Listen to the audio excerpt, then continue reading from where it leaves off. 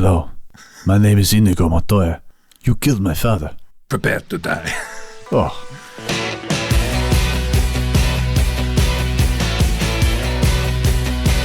Hello there, GB here, and welcome to Fast Forward, where we follow up on episodes of Rewind Classic Movies. And today we're following on from last week's rewind of The Princess Bride, and we're looking at the greatest movie quotes of all time. With me, of course, is AJ.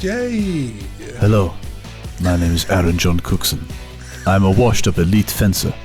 Prepare to have me tell you stories of how amazing I was. That's very good. Did you see what I did creative, there? Yeah. I was. So we've both brought a list of, I think, 10 movies or quotes.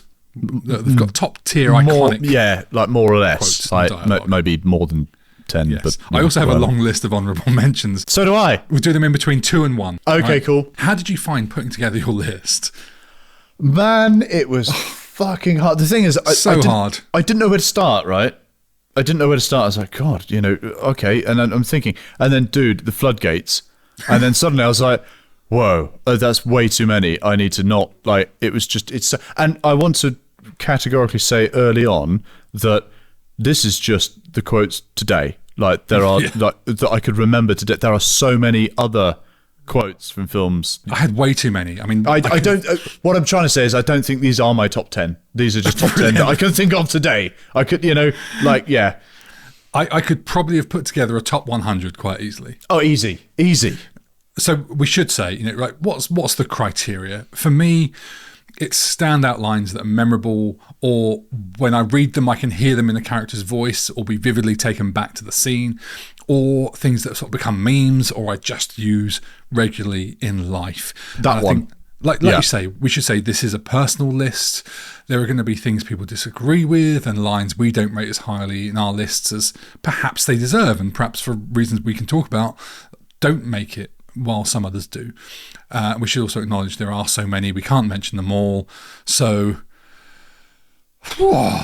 this is going to be an interesting one. Before we get into the list, we're going to put one in the Hall of Fame before we start, which is the line that inspired the episode. You better not have put it in your top 10. No, it's not, in fairness. So this comes from last week's Rewind show where we looked at The Princess Bride, and that line is, of course... Hello, my name is Inigo Montoya. You killed my father. Prepare to die. Prepare to die. Oh. Right, let's get into our lists. Right. Would you like to go first? I can. Okay, right. Oh, God. Fuck. Hold on. I need to, just look through my notes are long. Have you not put them in an ordered list? No, of course not. Obviously I haven't. I go from 10 to 1, where I get with my favourite at 1. Okay, right, you'll love this. Okay. Right, okay, these are all just, I haven't got, all right, I'll do them in order, but they're not necessarily like 10 and then 1 being the best or anything like that. They're just quotes. I'm not going to... Can you not pick some that you, at least pick your best? Pick your favourite. Oh, fuck it, all right, this is starting at 10 then. Let's just pretend. Let's just pretend. It doesn't fucking matter, does it? All right? Right, okay. And you'll love this, because it's relevant to the film we just did. Oh. Though not from that film. Let's see if you can guess. The truth! You can't handle the truth! Yes. All the President's Men? A Few Good Men. A Few Good Men. Close. Bob Rayner. Yeah. And who says that line? Jack Nicholson. Yeah. So good. What is it you like about it? It's the moment he snaps. It's the moment, because up to that moment, like, you don't know what's going on, but it's at that moment you realise that it's all over. Mm. Like, he's just condemned himself. It's like, oh, mate, well, that's it. You've lost. Maybe it's quietened down a little bit now, but that used to be such a huge line. And again, that would be mentioned on TV shows or parodied or whatever, wouldn't it? Back in the day. And Jack Nicholson just delivers it in his fantastic Jack Nicholson way. Like, it's just great. Such a masterclass bit of acting. Wonderful. Yeah. And Rob Rayner. So there you go. Tie in. Excellent work. My number 10. This was one of the biggest quotes in the years after it came out. It was a bit like your one. It was sort of twisted and adapted so much on TV shows, other movies, memes, pop culture, and whatever you could think of. Mm-hmm. It's now bordering on a bit of a joke line, I think, because it's been overused so much. Mm-hmm. And the line is this. Mm-hmm. But what I do have are a particular set of skills which I've acquired over a very long career. Skills that make me a nightmare for people like you. If you let my daughter go now, that'll be the end of it. I will not look for you. I will not pursue you. But if you don't, I will look for you. I will find you. And I will kill you. Mate, do you know what? That was amazing. It's not bad, is it? Do you know what? No, genuinely. That's great. Like, genuinely, I'd not rehearsed that. No. I'm blown away because you're shit at accents like me. But you've got his Irish. But if you don't, I will look for you. And I will kill you. No, mate, that was amazing. Well, genuinely, it's funny, I'm actually blown away a little bit. I was just going to do it gruff, and then I realised, oh shit, he's Irish, and so exactly, just threw it in. No, well done, because I got the Irish, but I got the American. Oh, that's cool. That means the world to me. Well done. No, genuinely, I'm taken aback. I'm not a super fan of like that movie franchise in particular. I do love Liam Neeson in almost everything, and he's great in this. It's absolutely down to him and his delivery that this line is iconic. I think this line could have easily been forgettable if it hadn't been delivered the way he delivers it and the way it was shot, directed, etc. The other line from this that I always remember is sort of for its calm horror when his daughter's hiding under the bed and he just says, "And now they're going to take you." And it's like, oh, shit. Yeah, right. Yeah. God, do you know, I haven't seen that film because I know there's like, I don't know, 10 of them or something. Maybe, or like they just like, oh god. And Liam Neeson got quite typecast into playing the. But he's also carved out quite a nice little niche for himself. I mean, in fairness, he has. I mean, I haven't seen it in a long time. I'd have to watch it again. I'm amazed. I'm genuinely shocked it's made your top 10. That's quite interesting. Again, it's not something I particularly would quote, but I just think it's so huge. Everyone knows that line. Is that a line, or is that more of a monologue? It's a lot of lines. You see, it's quite a lot of lines. Because but we didn't say greatest line of all time. We said quotes. That is something that people quote. But don't they just say, oh, all right. People go, I have a particular set of skills. Is kind of what they butcher it to. Okay, yeah. Okay, because there was a couple of things that didn't make my list because I thought, well, that's too long. That's turning into a bit of a monologue. Like, you know, is this a dagger I see before me? Its handle pointed towards my chest. You know, I couldn't. Yeah. All right. In fairness, that is Shakespeare, but you know, I didn't want to go. Damn spot. Or, what? How do you call heaven, whore? Which is one of the lines that I acted in once. Oh, the Crucible. Well done. Yeah, I was Daniel Day-Lewis. I was just talking to Julia. How do you... No. Right, you're number 9. Okay. 9! No, Schindler's List. No. Are you talking to me? Are you talking to me? Are you talking to me? Is he Scottish?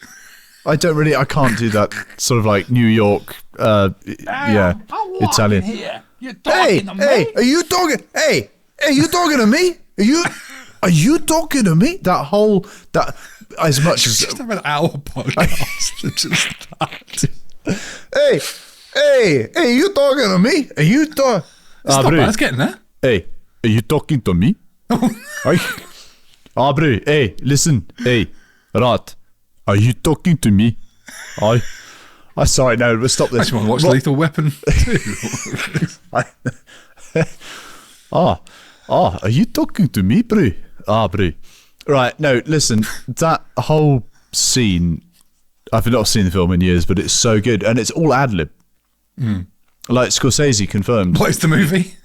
Taxi Driver. Sorry. Yes. Taxi Driver. Sorry, I just assumed that everybody knows this.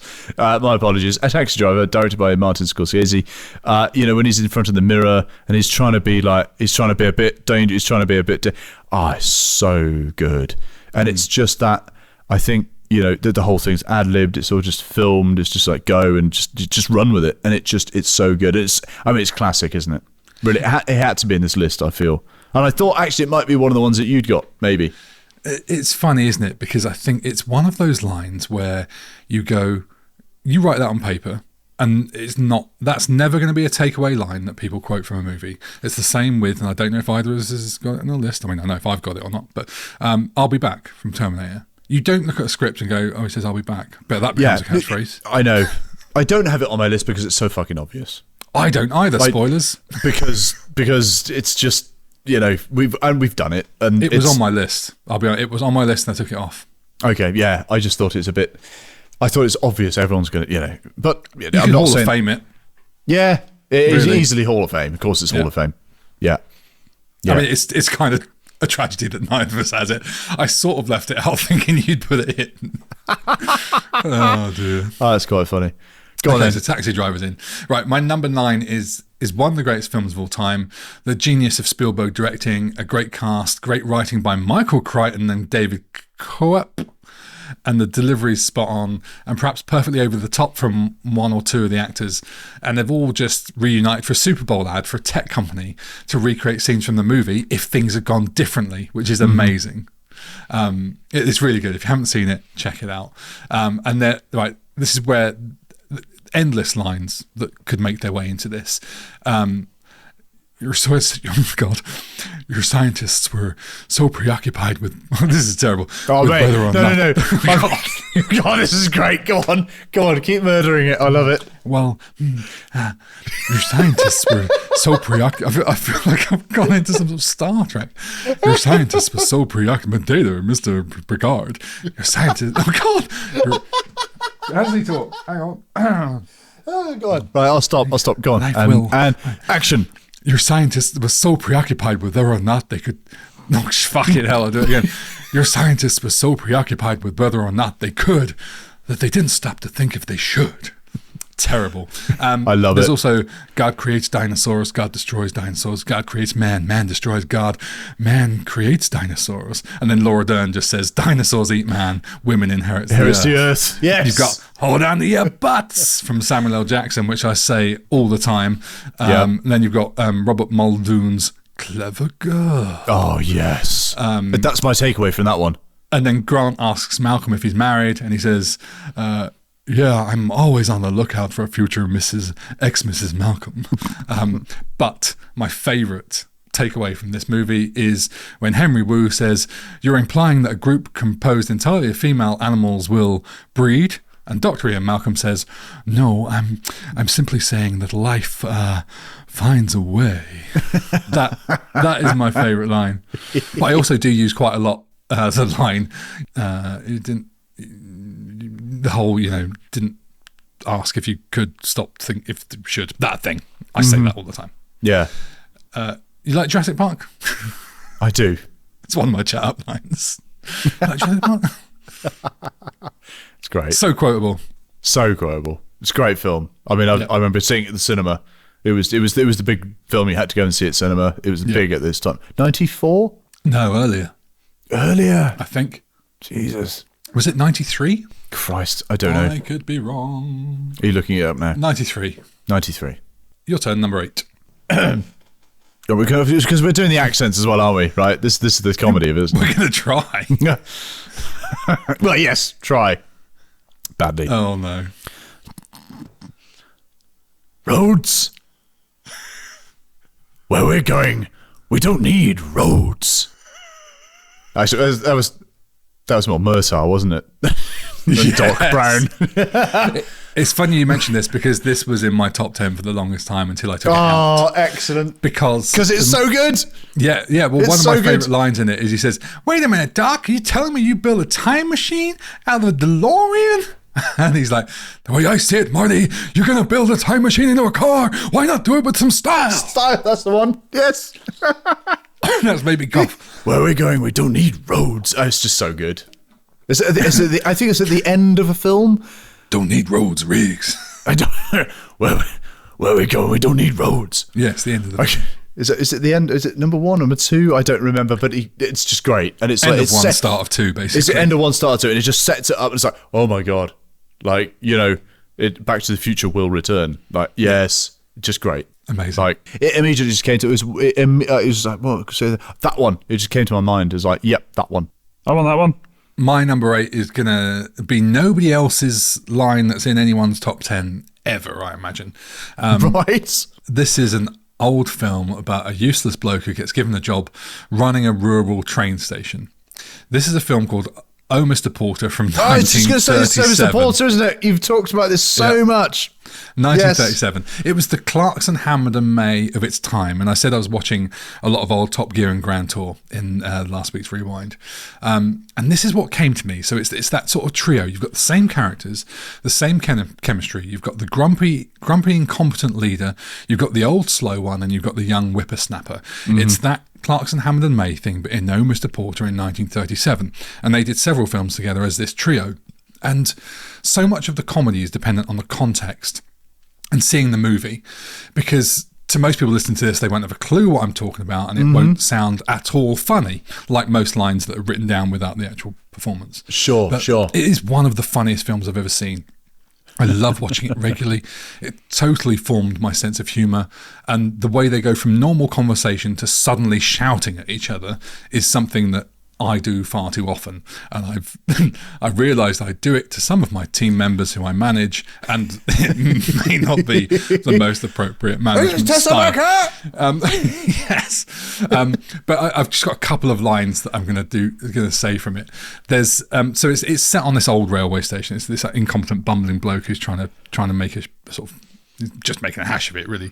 And so in this one scene, it's setting him up, and he's a wheel tapper to begin with on the railway. And the managing director's wife says, "But why do they tap the train's wheels?" And he says, "Well, you see, ma'am, it's like this. If I tap the wheel with this hammer and the wheel goes clang, then I know the wheel's there. But suppose the wheel doesn't go clang.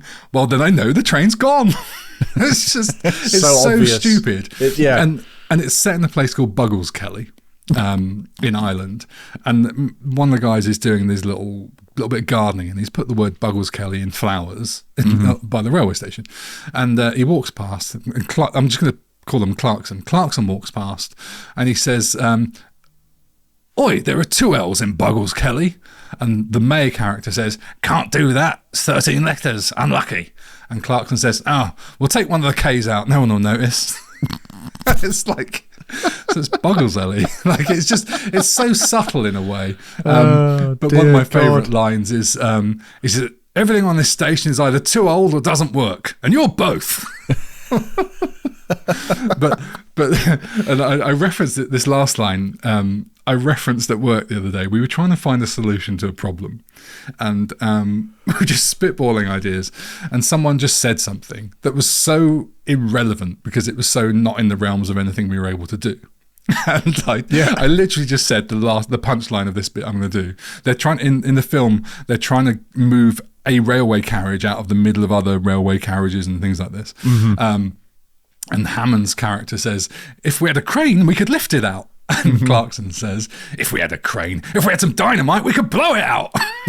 It's that kind of like ridiculously unnecessary sort of anger and stupidity that really makes me chuckle. Yeah, anyway, that's my number 8 from 1937. I love that, man. I love that so much. That's I'd love great. to do it. I'd love for you to see it and see what you think of it. The thing is, I've definitely seen it way back in my youth and stuff. Yeah, no, for sure. Because I love those old films like Lady Killers or like Whiskey Galore or Rockets Galore.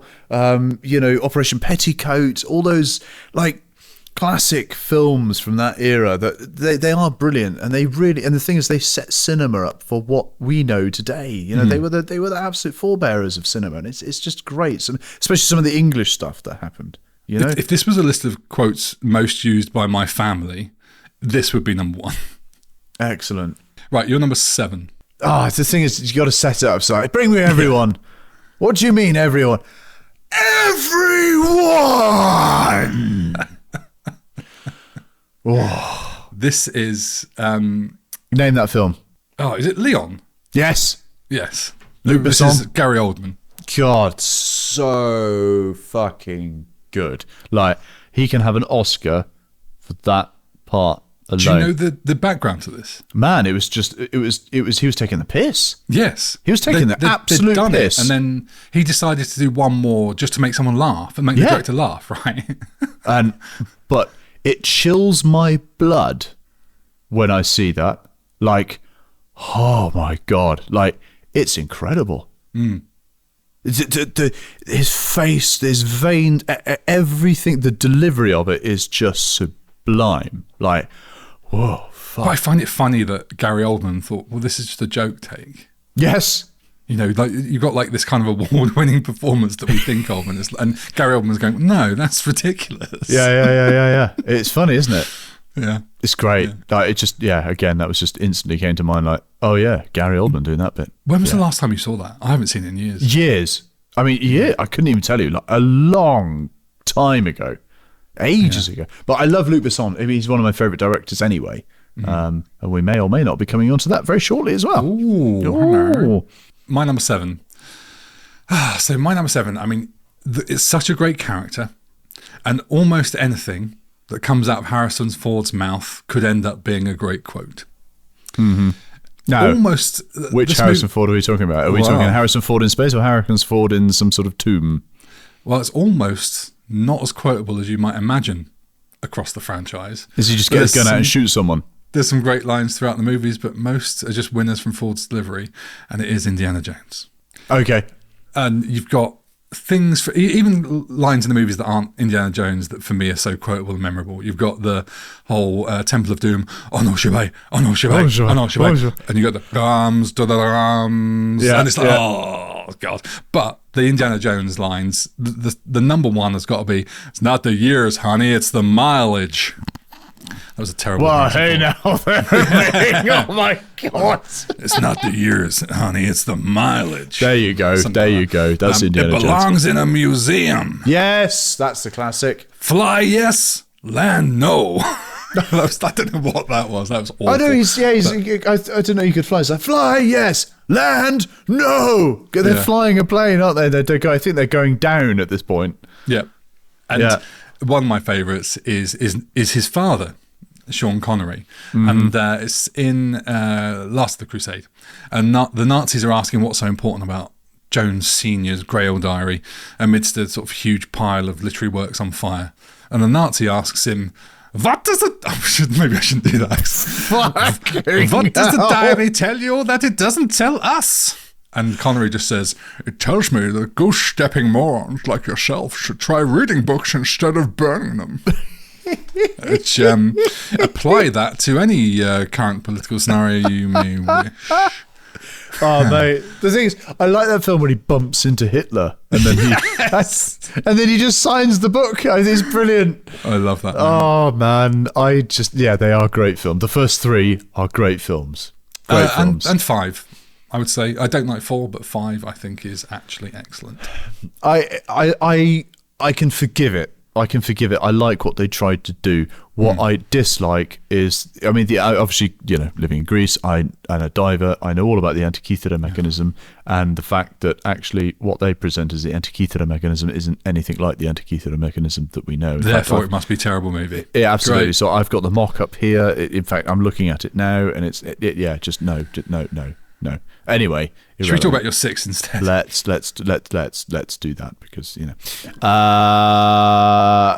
right. Okay. Cool. So now I think this is probably a bit out there for some people, but we've gone on holiday by mistake.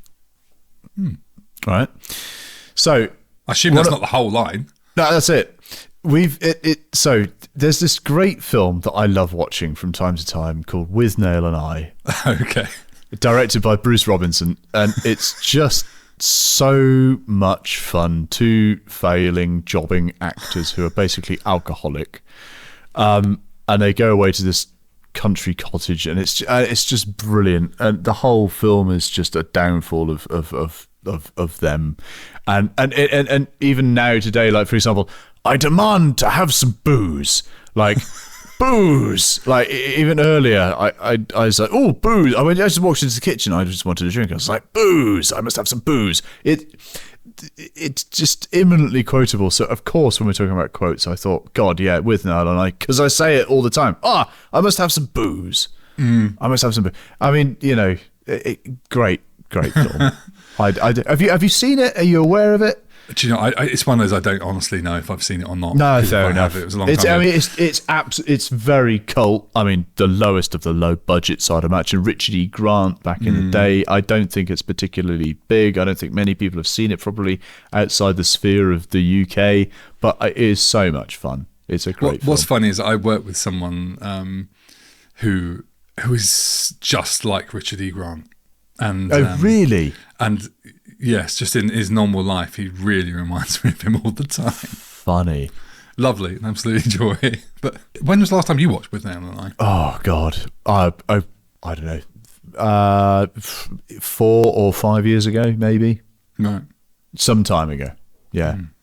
Yeah, I do need to probably watch it. I think, I think it was just, it's funnily enough, I think this ended up into my script just because when I did go into the kitchen to get a beer, I was like, I must have some booze. And I was like, well, fuck me, there it is, immediately. And we were talking earlier about how do we come up with these lines? What is it that drives us to make these lines or that, like, these connections with things like that? Is it things we say in our daily lives? For me, I think it is things that I say in my daily life that have just had such an effect on me. Like, I'll say with my friends, or I'll say with you, or I'll say this, or it's just like you'll do something and then you'll reference that film, and that's definitely one of them. So it had to be in there, but it's definitely not a film that's a big blockbuster or that many people necessarily have seen or know about. It's our personal nostalgia, and that's what makes this list unique, right? You can Google and find endless lists of the top fucking movie quotes or whatever, and they'll all be the same. So my number 6. I think I've probably said this already, but this is one of the greatest films of all time. It's Spielberg again.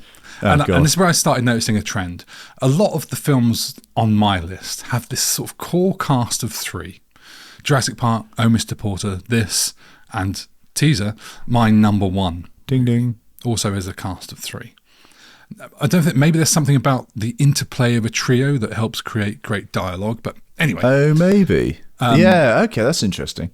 Yeah. So one of the quotes is, "You're going to need a bigger boat." Oh my God. Terrible impression of, oh God, what's his name? Hooper? No. No, this was Brody. No. Brody, yes. Which was... Oh, I couldn't tell you. Oh, God. Oh, I know, and I should know because we were talking about it recently. Can't Google it. Shit. Oh, no. I'll Google it. That's going to haunt me. But this is often misquoted as, "We're going to need a bigger boat." That's "You're going to need a bigger boat." Yes. Yeah. And my other favourite one from this is, "Smile, you son of a..." Oh, yes. Great. Roy Schneider. Who was in Seagate DSV, which I was talking about in some of the Stargate things. Shit, yeah. Yeah. But do you know, one of the standout things from this movie is not a bit of dialogue, it's a bit of a song. So they do a really memorable performance in this of "Show Me the Way to Go Home." Oh, when they're drunk. Yeah, from the 1925 Irving King Show song. me the way to go home. That one. Irving King, otherwise known as Jimmy Campbell and Reg Connolly. Yes. And they're getting drunk on the boat, and it's "Show me the way to go home." So, mate, I want to go to bed. I had a little drink about an hour ago, and it's gone straight to my head. Oh, dude. I'm so funny that you've said this, because when we used to be on charter, so like you as you're aware, and some of our listeners that are probably listening to this or whatever, the first time, I used to run a charter business in Greece, and we used to You're have a washed boat. up ship's captain. I am a washed up literally a washed up ship's captain. I don't do it anymore because I'm washed up. But when we were on charter, I used to sing this when I was driving the boat, and everyone had a few drinks in the afternoon or whatever, and I used to sing this just to see what would happen if someone would go, "Hey, Jaws," or like no one would get it at all. And I said, "Yeah, show me the way to go," purely because of this film, because they're on the boat and they're getting drunk, and I was on the boat and everyone had a few drinks. So that's so funny that you've written this. That's so, oh Most my God. times whenever that's I have a so drink, funny. I'll end up singing, "Had a little drink about an hour ago." That's so funny, man. That's That's so I can't. I genuinely a little bit moved by that. That's hilarious, Jay. Because I used to do it. I used to do it on the boat. That's so funny. Now move closer to the mic and tell us your number 5. Sorry, yeah, moving. Sorry. That caught me a little bit. That's so funny. That's so funny. It is genuinely because I used to do that. That's so funny. Oh, silly. Right. Okay. Right. Okay. Easy. The greater good. Oh, I don't know that. Really? I was about to say how funny that neither of us has done anything that's on each other's list yet, which I think is amazing. That's not bad, actually. But the greater good. I don't know. It sounded like Duke Nukem, is what it sounded like. Time to kick ass and chew bubble gum, and I'm all out of gum. Yeah, but that's not Duke Nukem. That's from It Lives. No, it lives. Yeah, but they nicked pop culture bits from everywhere. Oh yeah, true. Yeah, all right. Yeah, true. Yeah, you're right. That's from but that's from John Carpenter, isn't it? It's a John Carpenter. It lives. Is that right, or is that the thing? No, it lives. Jesus. Anyway, irrelevant. Hot Fuzz. Edgar Wright. The greater good. Yes. Come on. I was your performance of it just made me think it must have been something from the 70s or early 80s horror genre. Okay. Well, I mean, I think they're probably pitching it on that, maybe. Yeah. Just was it? What character says that? Is it a few of them? Yes, because they repeat because they go to that that clandestine meeting in the woods kind of thing, and someone says it and they all repeat it. I think you need to do it more Bristolian. I think that's the problem. Greater good. There you go. Is that the one? Yeah. All right. Oh, Hot Fuzz. Hot Fuzz. The greater good. I'm surprised that's your standout quote from Hot Fuzz in a way. What? I can't think of any other No, I can't either. Well. Yarp. Yarp. That would be the other one. I mean, full Bristolian. I don't know. Look, I'm clutching at straws here. I was just trying to think of there's so many, and I'm trying to not think of the obvious. And this is the thing. I did write a list of what are the obvious ones, and I'm like, no, that's too obvious. You came up with the greater. Oh fuck it. Yeah, I did. So sue me. Whatever. Yeah. Oh dear. Because it's a great film. It is. Yeah. Yeah. Go on then. What's yours then? You doing it fucking better. This is what happens if you put 4 brilliant improving. What happens if you put 4 brilliant improv actors, half with SNL backgrounds, and put them in a unique kind of concept of being ordinary blokes saving the world from ghosts? I know where you're going. You get some of the finest dialogue in movie history. Is this on your list? No, it's not. But I know where you're going. I know what you're doing. It's Ghostbusters, obviously. Yes. Ray, when someone asks you if you're a god, you say yes. This chick is toast. Back off, man. I'm a scientist. We came, we saw, we kicked its ass. Mate. Human sacrifice, dogs and cats living together, mass hysteria. Go on. Is this true? Yes. This man has no dick. I mean, come on. It never stops. It doesn't. Ghostbusters, what do you want? Oh my god. Yes. This man has no dick. Oh, it's so good. So good. Everyone has 4 mortgages these days. It's fucking brilliant. Absolutely brilliant. What a quotable movie. So good. Yeah. No, I love that. I'm ready to move on. I mean, I could spend all day. Oh, I know. You're number 4. Why a spoon, cousin? Oh, excellent. Why not an X? Because it'll hurt more. Oh, God, it's so fucking good. Shit. That's upset me because I've left out fucking Robin Hood, Prince of Thieves entirely. Right. One of my favourite movies. You, my room, 10:30 tonight. You, 10:45. Bring a friend. God. The Painted Man. Man, that film. We need to do that film. What is a zine? Cornish? Irish? Moorish. Moorish. Ah. Oh. But why a spoon, cousin? I cannot tell you how many times I've done the spoon. Because it'll hurt more. Oh, God. Just so good. I mean, Alan Rickman in that. It just... Oh, God. And it's interesting that Alan Rickman, I think he got Ruby Wax to redo his dialogue. Oh, really? Yeah, he was up for doing the movie, but he knew the dialogue wasn't great, and so he got some people to punch it up. I think she was one of them. Because it'll hurt more. God, what a difference it made. I mean, I could imagine watching that as a producer or studio exec going, well, Rickman's ruining the movie. Because you've got this sort of semi-serious period piece about Robin Hood and this fucking, as we've said before, pantomime fucking villain from The Princess Bride. Totally. Yeah. Oh, brilliant. Yes, that's a great shout. I can't believe I missed it. I'm amazed you've not had this one, in fairness. I mean, that should have been in there. Because, I mean, this film itself, which we've not done yet, but kicked off the whole premise of this podcast. I mean, it's the only reason this podcast exists. So it had to go in there, you know, because I think it was my texting you, God, have you seen this film? You know, that line, my room, 10:30 tonight, you, 10:45, bring a friend. My God, how did I miss this as a kid? And, you know, and here we are, you know. Christmas is cancelled.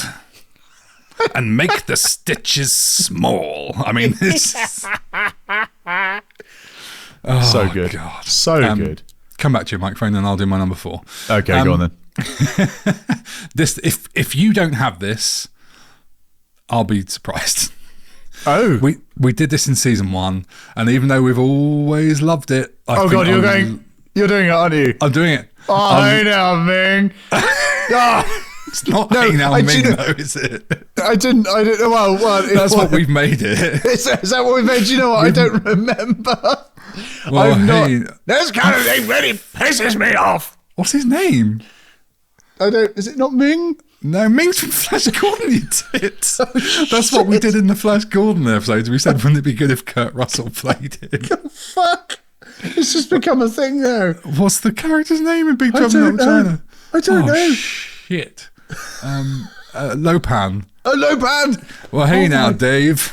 Oh, my God. I don't even know if that line's in the movie. We just made it up. No, right at the beginning. Oh, shit. I think we've made it up. I think we've started to believe our own bullshit. And that line, well, hey now, so-and-so is nothing. Big Trouble in Little China.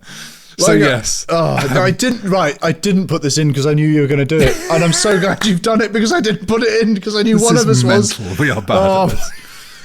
I was going to say, things I was going to say about this is our love for this keeps growing since we did the episode, like we were talking about with Princess Bride in that last week. This just become a bunch of go-to quotes for us that we bring up far too often, and it's all just thanks to the genius of John Carpenter and Kurt Russell, the director and the lead star. So some of them I've got is, you should do this, the drive faster one. You do it because you always do it. That's like your line on the show. Well, it's like I said to my last wife, I never drive... Do the accent properly. What the fuck is that? Well, it's like I said to my last wife, I never drive faster than I can see. Besides that, it's all in the reflexes, baby. It's some sort of southern Jack Burton. Well, you put me on the spot now. You know what old Jack Burton always says at the time like, I can't do it either now. Time like this. Who? Jack Burton. Me. Oh, Jack always says... What the hell? But my favourite, and I've used this before. Okay, you people sit tight, hold the fort, and keep the home fire. I need to get more John Wayne. Okay, you people sit tight, hold the fort, and keep the home fires burning. And if we're not back by dawn, call the president. Then there's the whole, this really pisses me off, no it. This kind of shit really pisses me off. You weren't brought into this world to get it, Mr. Button. Mr. Button. Mr. Button. Oh, God. Mr. Sweating. Button. Oh, hey now, Ming. Fuck it, get onto the top 3. Oh, my face hurts. Oh, God, this is silly. Oh, God. Oh. Okay, right. Okay. What's this, number 2? 3. 3, is it 3? Oh God, is it? God, oh shit, I might. Oh yeah, no, it is. Yeah, there we go. Okay, so right, this is where it gets a little bit serious. And right, so well, it's a monologue, right? I put it back in. I've actually copied it back in because you had a monologue earlier, but I'm not going to do the monologue. I'm going to do the end bit. They're on a rooftop and it's pissing down with rain. All those moments will be lost in time. Like tears in rain. Time to die. There you go. The whole way through that, I was trying not to laugh, thinking about hey now. What? Oh dear. Hey yes, there, very Ming. beautiful. All these moments will be lost in time. Yeah, It is a very powerful speech. It was not my favourite film in the world, but yeah, Roy it's a decent Batty monologue. boy. It's great though. I've seen things you people wouldn't believe. It's just great. I love it.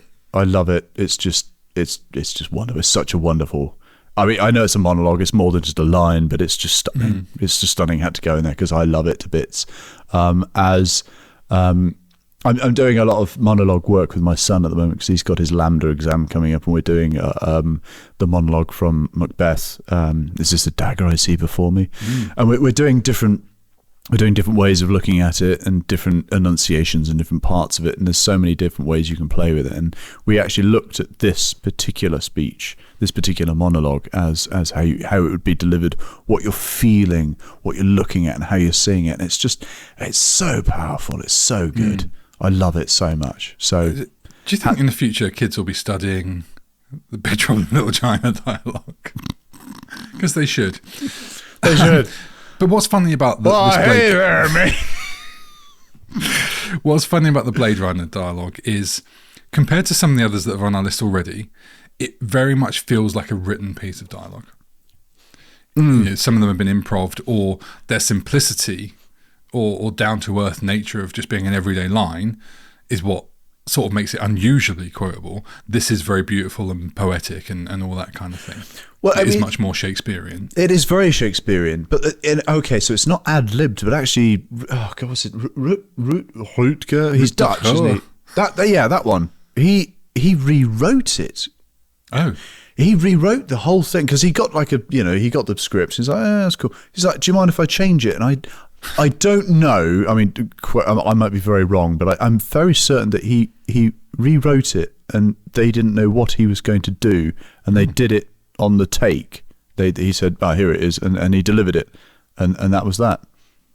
And he rewrote it all, so that's him. I can't help feeling that the setting and the visual of it, with all the rain and the nighttime setting, enhances it. I'd be interested to see how it would land without that. Very much so. Very much so. God, yeah. It enhances like no end. Yeah. Interesting. But so beautiful. My number 3.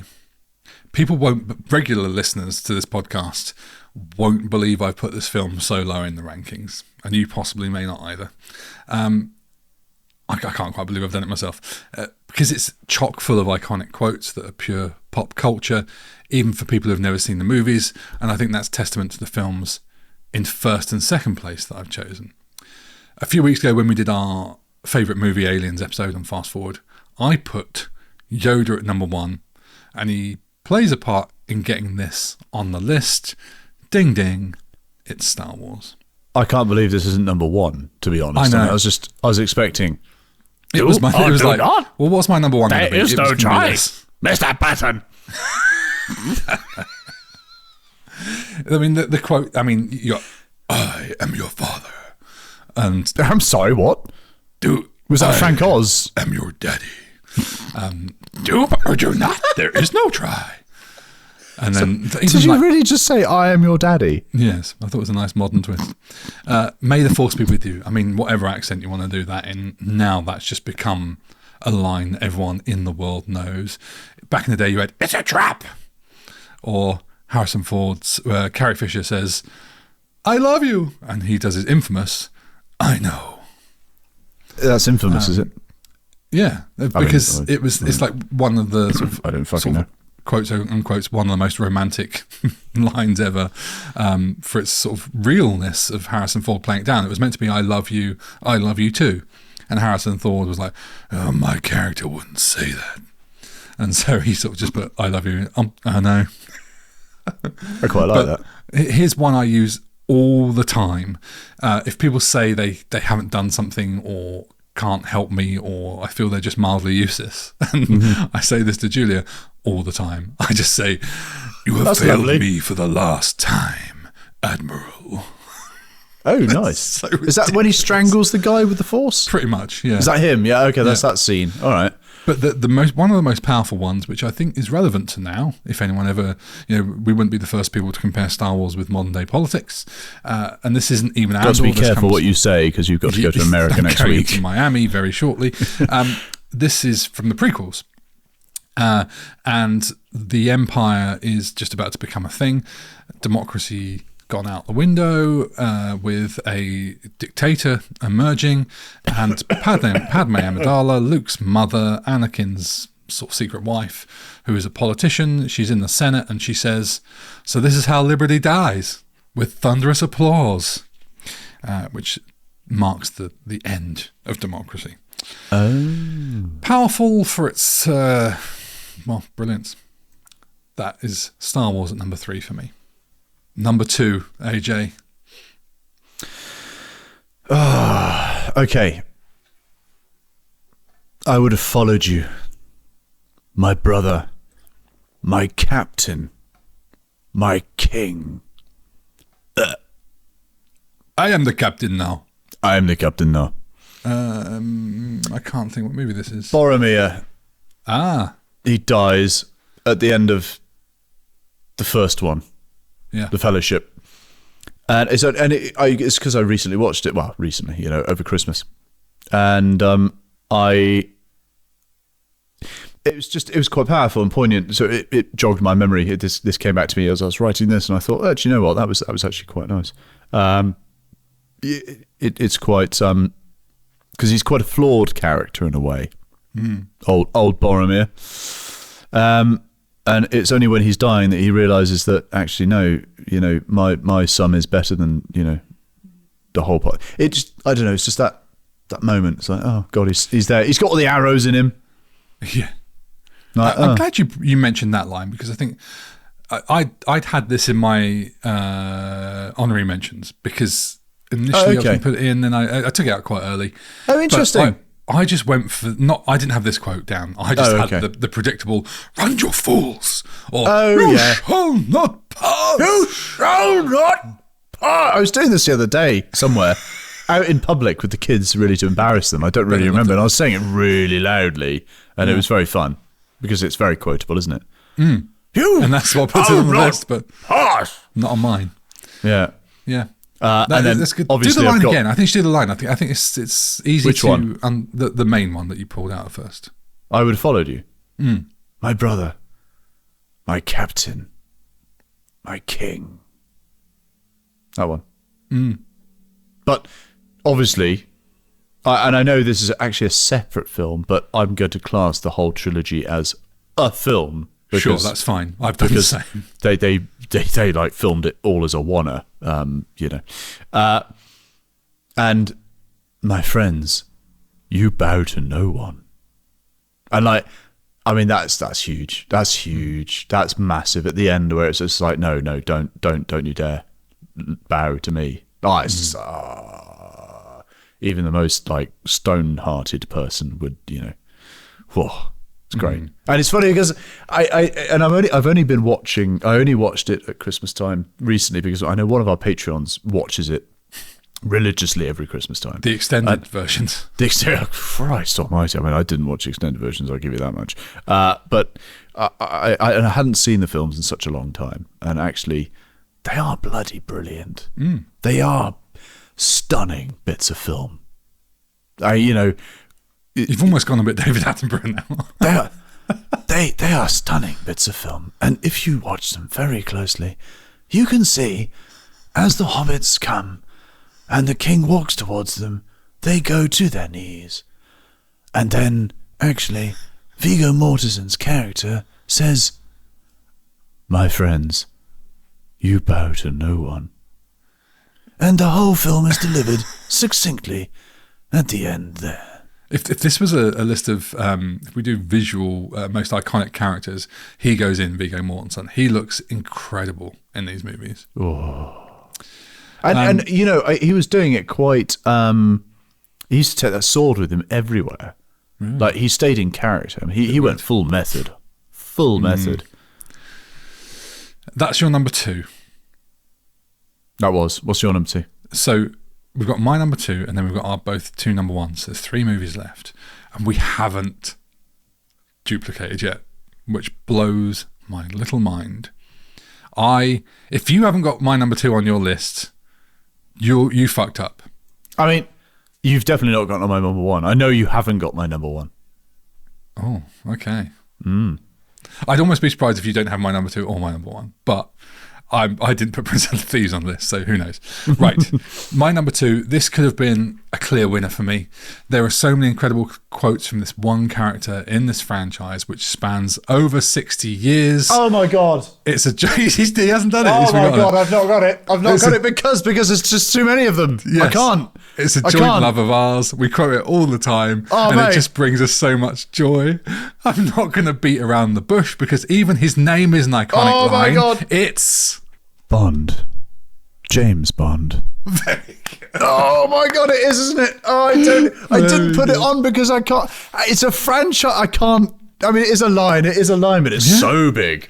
But there's so many, mate. This is the thing, is I thought of this far too late in the process that I had to rejuggle everything.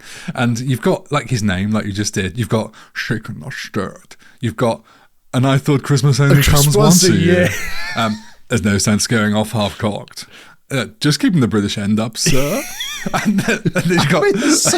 I think he got the point. Yes, exactly. And I was looking at the ridiculous Roger Moore lines, and then there's this one, which is it's horrific.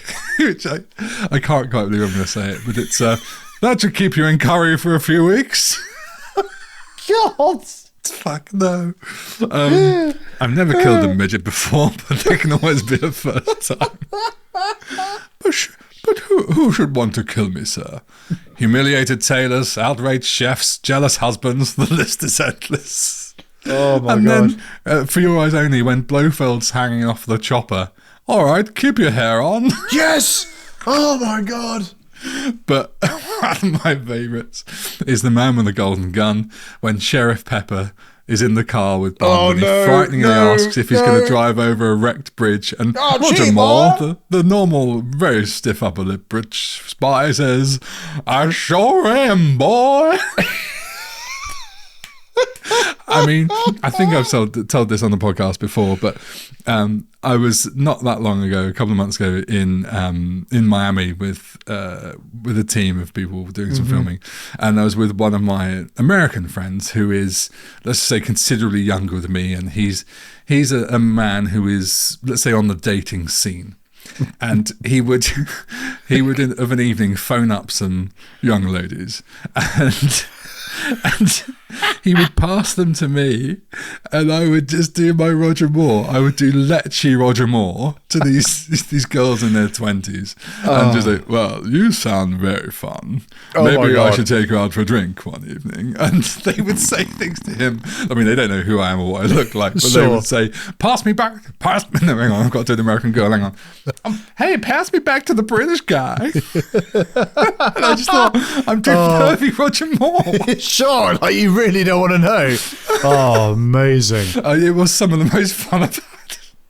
That's so funny. I'm so glad that you've done Bond, because I didn't do Bond because I didn't know which Bond to do. I mean, this is the thing. So I didn't put it in because I didn't think of the whole franchise. I didn't put it in, sir.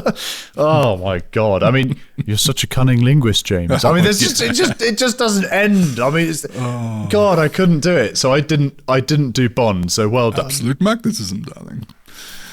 Oh, right, let's do honorary mentions. Dear Lord. I mean, I've got a list as long as the ones I've just done, but things like, they may take our lives, but they'll never take our freedom. Sorry, can you do that again, but better? For fuck's sake, you do better than that. Oh no, honey, they'll never you do it. I can't do it. I'll never take our freedom. It's about as good as Mel Gibson can do it. Yeah. You mentioned, I think you mentioned it in I'll never take our freedom. Yeah, you mentioned it in Rewind, I think. I'll Have What She's Having from When Harry Met Sally, also by Rob Reiner. Yes. After Meg Ryan has a massive orgasm at the table. Is it fake? Well, people like us, we don't know. If you got a couple to throw in, right. intersperse them. Okay, I'll put it to you that you were sucked off an horse by Ali G in Ali G in the House. Is that your Ali G? I'll put it to you that he's in Parliament and he's debating or something like that. And the thing is, we used to say it all the time in the band. It was just one of the things. Because I was black. Because exactly, we just used to say it on the road so much. I'll put it to you that you were sucked off an horse, and it's just ridiculous because I used to say it all the time on stage, and it was just funny, and therefore it's there in there. Yeah. Yippee-ki-yay, motherfucker! Classic. Yeah. I'm getting too old for this shit. Yes. You know. Say hello to my little friend. Say hello to my little friend. I've not seen that either. I went Mexican on that. I know. No stairway? Denied. Lovely bit of Wayne's World. Classic. Yeah. I used to do a lot of camera 1, camera 2, camera 1, camera 2. Yeah. Merry Christmas, you filthy animal. Yeah, that's on my list. Yeah. That's on my list. Canvas. J.C. Penney. $3.98. You like? I had wax on, wax off. Yes. And get him a body bag. Yeah. All that kind of stuff. Yes. Dang it, son. Look, I. Always look, I. These accents are fine, right? Right, totally. Here's looking at you, kid. Yeah, right. What about second breakfast? 11's? Is that Lord of the Rings? Oh, is it? Yeah. It's when they're getting, I put it in because Hugh Grant. No, that's just me. Is it 11's or 11's? No, 11. Very good. No, I say say so myself. I say it quite often in data. It's like, well, what about 11's? Like, I don't know if I'm feeling hungry or something, or like, no, we haven't got time. So, like, what about 11's? It's just a classic go-to in the house, I think, where someone will say, oh, we got to get going, or get it on the road. It's like, oh, but what about 11's? Or what about second breakfast? It's just funny. I've got on my list, I won't do the accent, nobody puts baby in a corner, and then quite opposite to that, be excellent to each other. Party on, dudes. Party on, dude. We are the wild stallions. All right, there's two here that didn't go in the long list, and I love them, and I'll tell you you'll know why. Right, at this one though, and you'll come to know why. This is one of my favourite things, and it sums up one of my favourite things in the world. It's a feeling of slipping without falling. The hardest thing is when you're at the bottom, because you have to find a good reason to come back up. And I have a hard time finding one.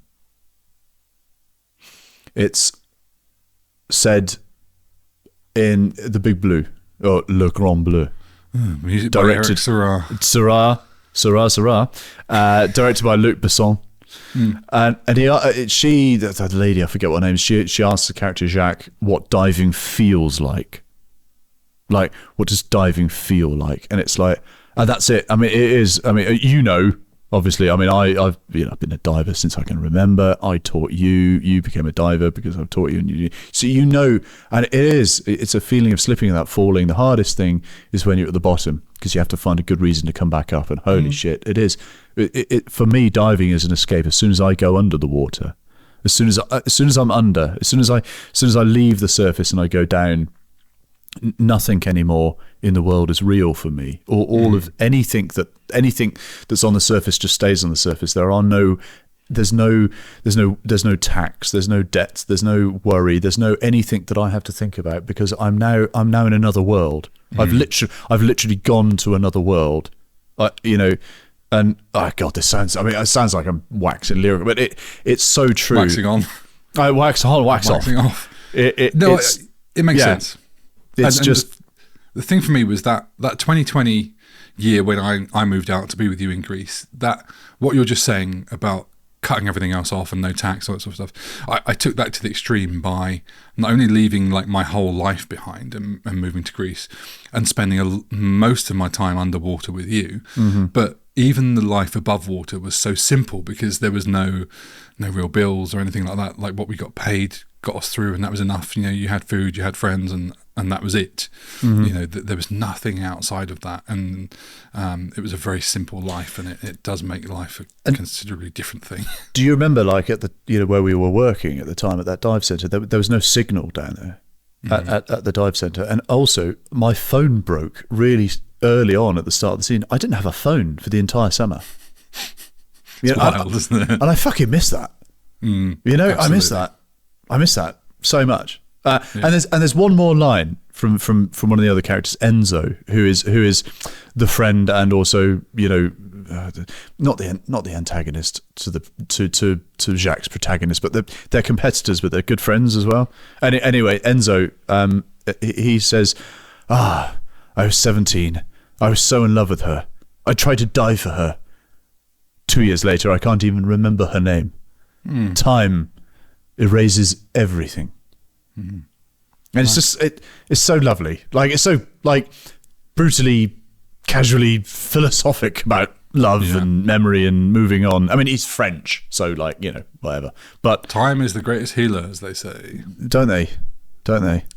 So yeah, honorable mention. So, I mean, we've gone deep, literally there. In many ways. Yeah. I'll bring us back with "Why So Serious?" Okay, yeah. Classic. R.I.P. Yes, that was an amazing piece of acting. I've seen. Do you know what? I think I've only seen that film maybe once or twice. I do need to revisit it. Was that Nolan? Yeah, there was one of the Nolans. Was it? Yeah. I mean, he was amazing in that. Yeah, amazing. I've also got "It's Just a Flesh Wound." Yes, brilliant. Monty Python. Yeah, and "Here's Johnny." Yeah. Nice. I've got loads more, by the way, so I'm going to keep going. Oh man, well, if you're going to do Python, I did think about like Wall Street Hearts is distributing swords. There's no basis for a system of government or whatever it is. You know, when they're in the mud and like king of the who? Oh, king of the Britons. Who? that whole one. There's a line here which actually relates to my dad. Because in the 90s, my dad won a lookalike competition on national TV. What? And he had to go on and do a scene. You fucking what? Yeah, he had to go on and do a scene from this movie. And one of the lines he had to say... Does this still exist? By the way. Somewhere. I was going to say, can you find it? And he had it on tape at one point. But the line he had to do among... there's a whole scene, but he had to do, "Frankly, my dear, I don't give a damn." Oh, Clark Gable from Gone Does he look like Clark Gable? My dad used to be. Well, he won the national search for the Clark Gable lookalike. Mate, yeah. How come you look nothing like him? I know. Wow. So yes, that's in there. I mean, I think that line's now lost to a lot of the world. There's just hanging on with our generation, probably. I think so. I mean, when was the last time you saw that film? I mean, I haven't seen it. Yeah, it's about 4 hours long. It is a long. To flip that, film. I'm just going to do the next one, which is about as opposite as you can get, which is "This One Time at Band Camp." Oh God, yes. Oh my God. The thing is, there's so many times I want to reference that film, and I can't at home. Still, I mean, obviously my kids have seen everything now and aware of everything in every form and everything. I, however, still cannot reference that line because I cannot talk about sticking a flute. Oh God! I remember seeing that film at the cinema with my mates, and it's just so good, so good. I mean, it was I was literally peak demographic for that film when it came out. Yeah, I keep hearing rumours of the new one. Alison Hannigan, yeah. Oh my God! Say my name, bitch. Oh my God! I need to watch that film again. It's been so long. Michelle. It's been so long. Like warm apple pie. I'm doing the fingers, by the way. Please don't say that. Any more on your list? There must I've just got one more of honourable mentions. Right. I Wish I Knew How to Quit You. Oh. By Brokeback Mountain. Yeah. Directed by Ang Lee. Yeah. Oh, right. I keep forgetting that. God. Right, I know. And that's the big thing. And I remember seeing this film years ago, and at the time, we were just friends.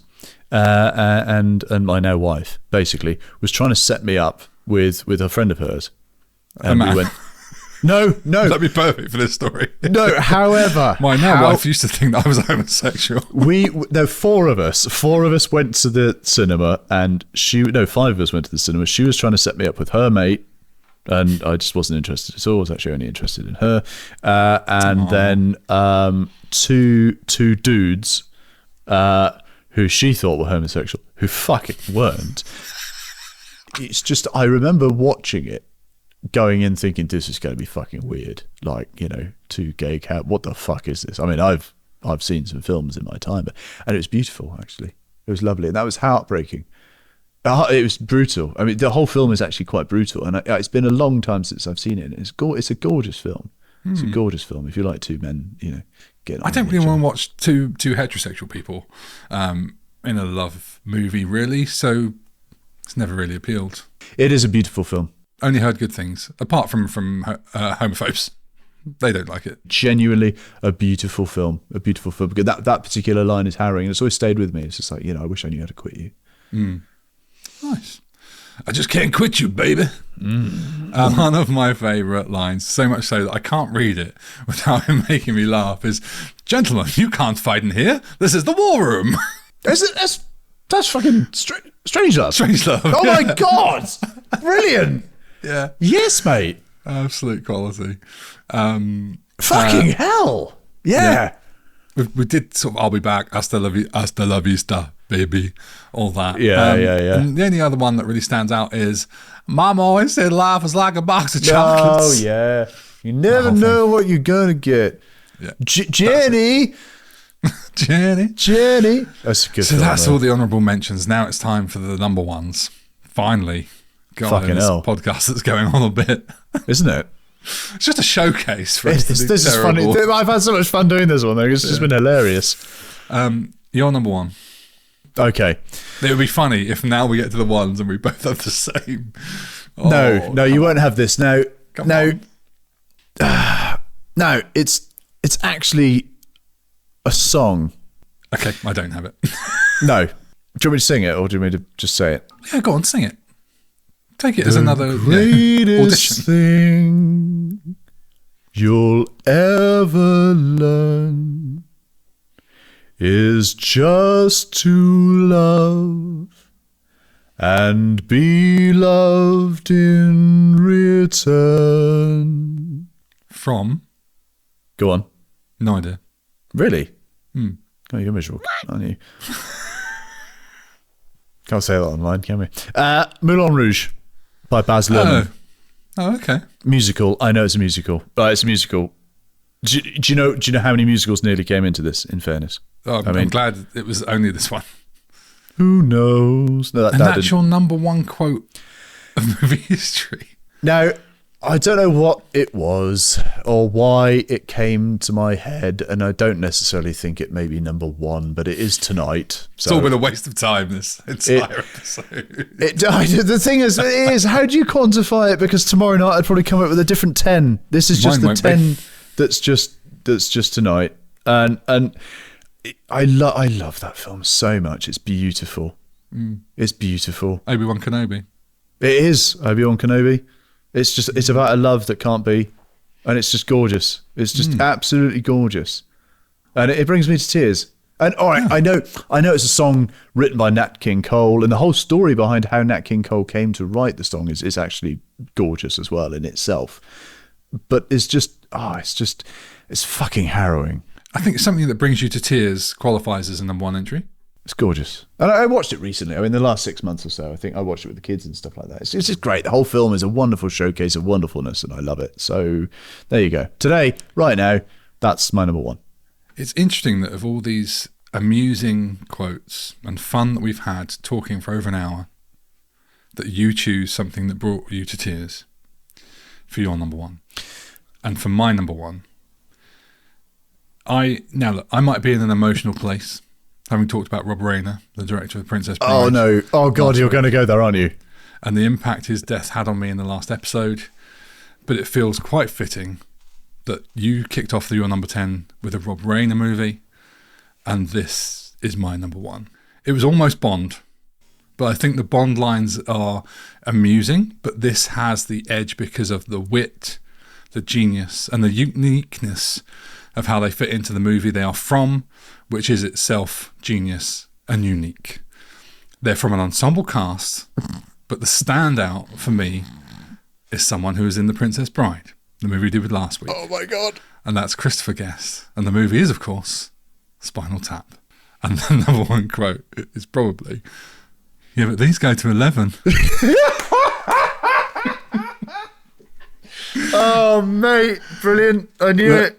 I'm gonna end this with by doing my favorite quote of possibly of all time. But in the meantime, there's some other. Is he playing the piano? Yes. Yes. But like even just Marty DeBurgi, doing the review, this pretentious, ponderous collection of religious rock psalms is enough to prompt the question: why did the Lord create Spinal Tap, and couldn't he have rested on that day too? And then you've got the whole shit sandwich thing. You've got You can't really dust for vomit. Well, you should have seen the cover they wanted to do. It wasn't a glove, believe me. And an underrated one is Mick Shrimpton, who says, as long as there's, sex and drugs, I can do without the rock and roll. Oh god! The Boston gig has been cancelled. I wouldn't worry about it though. It's not a big college town. And then they're treading water in the sea of retarded sexuality and bad poetry. Well, that's just nitpicking, isn't it?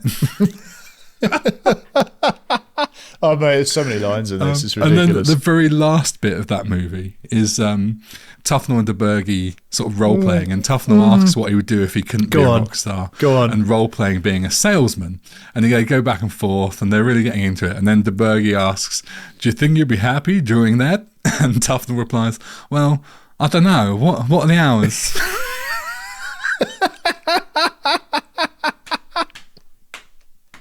Amazing. But yeah, the number 1 quote of all movie history for me is when he's at the piano. Yes, yeah, go on. I can't, otherwise I'm going to just say it. Do it. So I'm so sorry. Go on. Again, it's Nigel Tufnell and Marty DeBurgi.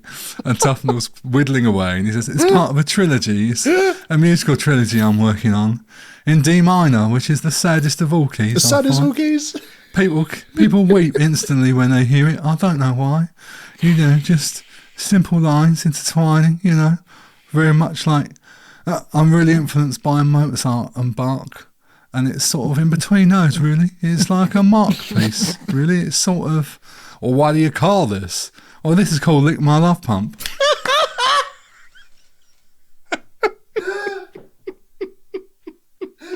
Oh god, this is brilliant. I know, it's so good. Let's lick my love pump. Oh god. It's so good. So good. This one's called Lick From My Reiner Love to Pump. Reiner to Reiner. Beautiful. Princess Bride last week. You opened with, what did you open with? Your top 10? You can't handle the truth? Yeah, you can't handle the truth. Yes. A Few Good Men. That was it. And then we ended on Spinal Tap. Fucking brilliant. Right. That was fun. That was a lot of fun. That was so. I've missed some. Loads. I mean, the thing so is, many iconic ones. like I said earlier, God, I mean, 10. Pick 10 of your best. God, Christ, I mean, it's insane.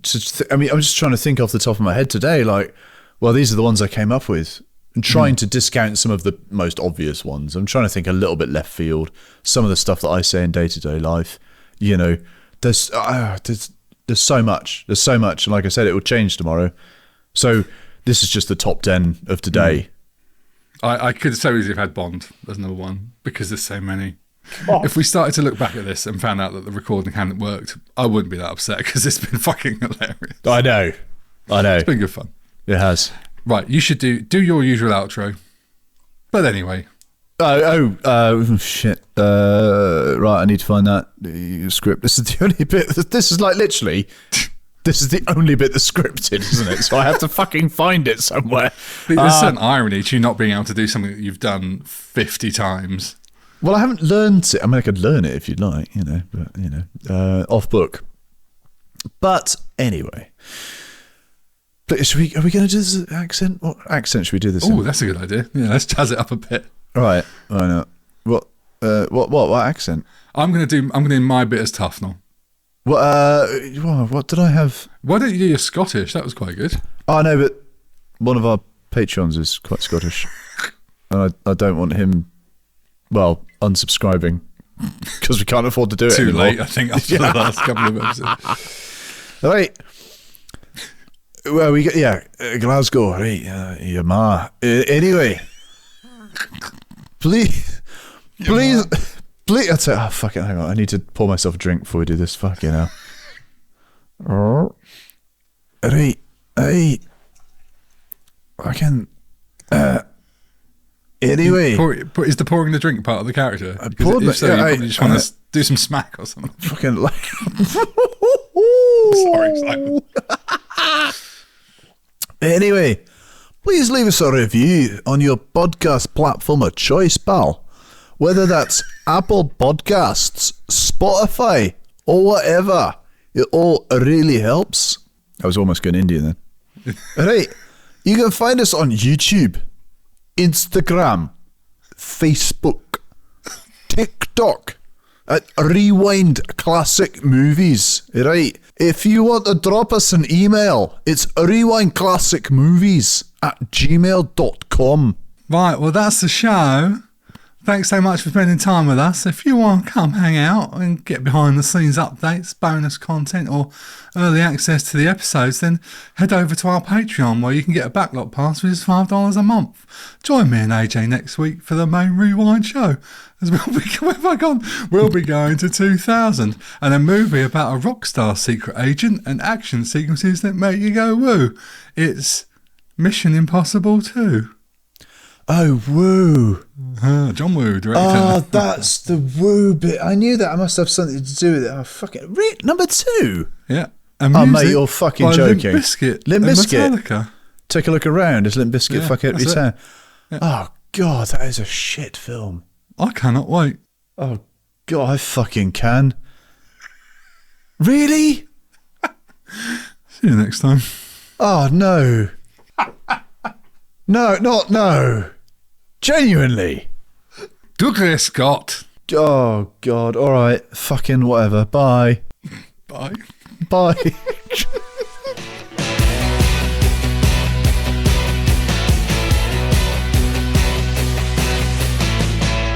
Mission Impossible. What the fuck are you thinking?